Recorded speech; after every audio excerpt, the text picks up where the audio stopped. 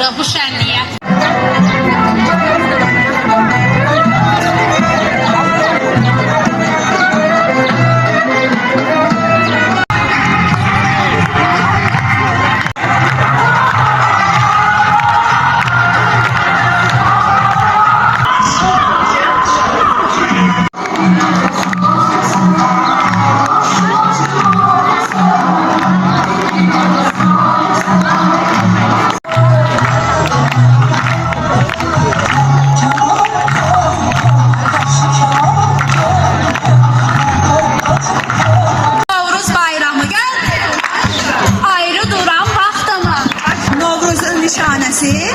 Səməlidir, səmən.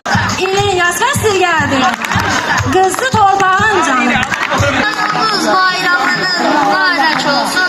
Novruz bayramınız mübarək olsun.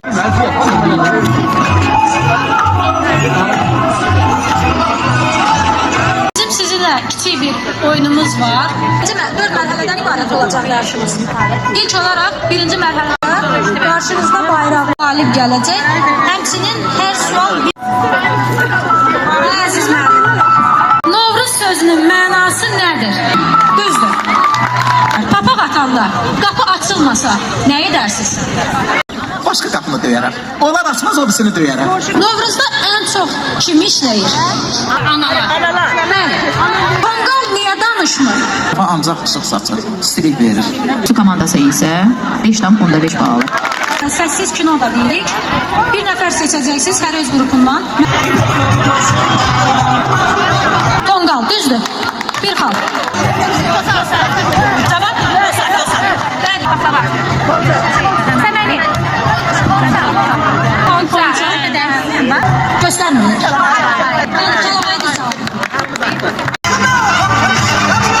Papa. Bəli, papa.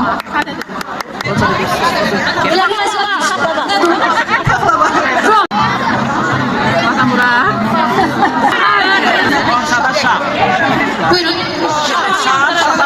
Şam. 2 riyal. Fikrimiz var idi ki, buradan komanda... Ayrılar mı könül candan? Azerbaycan, Azerbaycan.